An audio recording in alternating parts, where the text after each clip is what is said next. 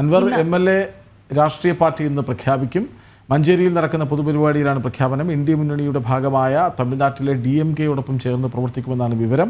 DMK നേതാക്കളുമായി ഇന്നലെ ചെന്നൈയിൽ അൻവർ ചർച്ച നടത്തിയിരുന്നു. ഡെമോക്രാറ്റിക് മൂവ്മെന്റ് ഓഫ് കേരള എന്ന പേരിലാണ് അൻവർ പാർട്ടി രൂപീകരിക്കുക. അതും DMK തന്നെയാണ്, ഡെമോക്രാറ്റിക് മൂവ്മെന്റ് ഓഫ് കേരള എന്ന് പറയുന്നത്. വിവരങ്ങളുമായി ശിവദാസ് കന്മനമൊപ്പം ചേരുന്നു. ശിവദാസ്, ഒരുക്കങ്ങൾ എങ്ങനെ എന്നൊരു ചോദ്യം പ്രസക്തമാണല്ലോ. കാരണം അൻവർ ഒരു പൊതുപരിപാടി സംഘടിപ്പിക്കുന്നു, അതൊരു ശക്തി പ്രകടനമായി മാറുന്നു. അവിടെ ഉറക്കെ പിണറായിക്കെതിരെ ആഞ്ഞടിക്കുന്നു. CPM, നല്ലവരായ CPMകാർ തനിക്കൊപ്പം നിൽക്കും എന്ന് തന്നെ ആവർത്തിച്ചു കൊണ്ടേയിരിക്കുന്നു. കൃത്യമായ പ്ലാനിങ്ങിന് വിധേയമായോ അൻവറിൻ്റെ പാർട്ടി രൂപീകരണം? കൃഷ്ണരാജ് സൂചിപ്പിച്ചതുപോലെ തന്നെ കൃത്യമായ ഒരു പ്ലാനിങ്ങോട് കൂടി തന്നെയാണ് അൻവർ മുന്നോട്ട് പോകുന്നത്. കാരണം CPM-നെതിരെയും ഇടതുപക്ഷത്തിന് എതിരെയും രൂക്ഷമായ ഒരു വിമർശനം ഉന്നയിച്ചുകൊണ്ടാണ് അൻവർ ഈ വിവിധ വിഷയങ്ങളിൽ ഇടപെട്ടത്. സ്വർണ്ണക്കള്ളക്കടത്ത് ഉൾപ്പെടെയുള്ള വിഷയങ്ങളുമായി ബന്ധപ്പെട്ടാണ് അൻവർ ഈ വിവാദങ്ങൾ ഉയർത്തിക്കൊണ്ടുവന്നത്. പിന്നീട് അത് മുഖ്യമന്ത്രിയിലേക്കും മുഖ്യമന്ത്രിയോടൊപ്പമുള്ള ആളുകളിലേക്കും എത്തി. മുഖ്യമന്ത്രിയുടെ പൊളിറ്റിക്കൽ സെക്രട്ടറി P. ശശി, അതോടൊപ്പം തന്നെ ADGP അജിത് കുമാർ അടക്കമുള്ള ആളുകൾക്കെതിരെ ഗുരുതരമായ ആരോപണങ്ങൾ ഉന്നയിച്ചു. പിന്നീട് മുഖ്യമന്ത്രിയെ ലാക്കാക്കി തന്നെ അത്തരത്തിലുള്ള വലിയ രീതിയിലുള്ള വിമർശനങ്ങൾ ഉന്നയിച്ചു. ഒടുവിൽ CPM പൂർണ്ണമായും PV അൻവറിനെ കൈവിട്ടു.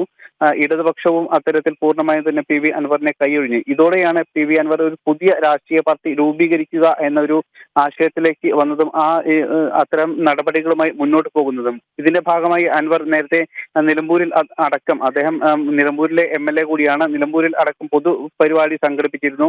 ഈ പൊതുപരിപാടിയിൽ നിരവധി ആയിരക്കണക്കിന് ആളുകൾ വന്നിരുന്നു. ഇതിന്റെ ഭാഗമായി മണ്ഡലത്തിലെ പല സ്ഥലങ്ങളിലും അദ്ദേഹം സഞ്ചരിച്ചു. ഇതോടൊപ്പം തന്നെ കോഴിക്കോട് അടക്കം ഇത്തരത്തിൽ പൊതുപരിപാടികൾ വെച്ചു. അതിനുശേഷമാണ് ഇപ്പോൾ ഒരു പുതിയ രാഷ്ട്രീയ പാർട്ടി രൂപീകരിക്കും എന്നൊരു പ്രഖ്യാപനവുമായി അൻവർ രംഗത്ത് വന്നത്.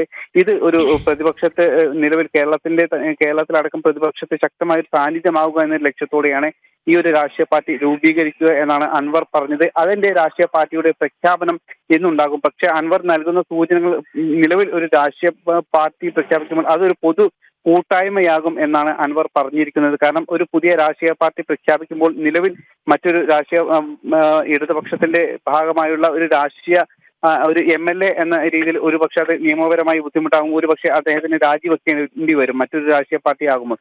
അപ്പോൾ അതുകൊണ്ട് തന്നെ ഒരു പുതിയ ഒരു കൂട്ടായ്മ എന്ന നിലയിലായിരിക്കും അദ്ദേഹം ഈ ഒരു രാഷ്ട്രീയ പാർട്ടിയെ അല്ലെങ്കിൽ ഈ ഒരു പ്രഖ്യാപനത്തെ അദ്ദേഹം നോക്കിക്കാണുന്നത്.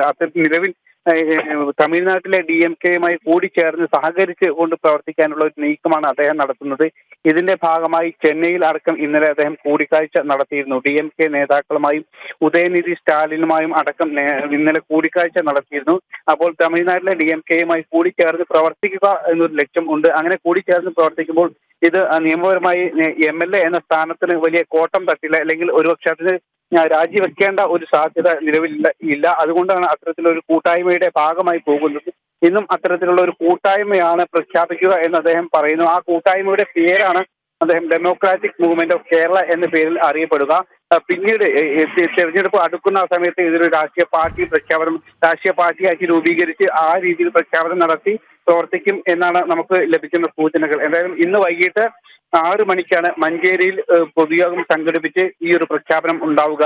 കൃഷ്ണരാജ്, ഓക്കെ, നോക്കാം ഇനി പാർട്ടി പ്രഖ്യാപനം നടത്തിക്കൊണ്ട് നിലപാടുകൾ പ്രഖ്യാപിക്കുന്നത് എന്താണ്. അല്ല, ഇന്നലെ സ്വാഭാവികമായും DMK നേതാക്കളെ തമിഴ്നാട്ടിൽ പോയി കാണുമ്പോൾ അത് കൃത്യമായ സൂചനയാണ്. DMK എന്ന പേര് കൂടി സ്വീകരിക്കുകയാണ്. പക്ഷേ അതിൻ്റെ പൂർണ്ണരൂപം മറ്റൊന്നാണെങ്കിൽ പോലും DMK-യുമായി ചേർന്ന് നിൽക്കാൻ തയ്യാറാണെന്ന് പറയുമ്പോൾ ഒരു വലിയ ലക്ഷ്യം മുന്നോട്ട് വയ്ക്കുന്നുണ്ട് PV അൻവർ. അതായത് വെറുതെ അങ്ങ് പോയൊരു പാർട്ടി രൂപീകരിക്കുകയല്ല, എനിക്ക് ഇന്ത്യ മുന്നണിയിൽ സാന്നിധ്യം ഉറപ്പിക്കണം, അവിടെ നിന്നുകൊണ്ട് പിണറായിക്കെതിരെ പോരാടണം എന്നൊക്കെയുള്ള ഒരു ശക്തമായൊരു സന്ദേശം കൂടി അൻവർ നൽകാൻ ശ്രമിക്കുന്നുണ്ട്. വിവരങ്ങൾ നൽകുകയായിരുന്നു ശിവദാസ് കന്മനം.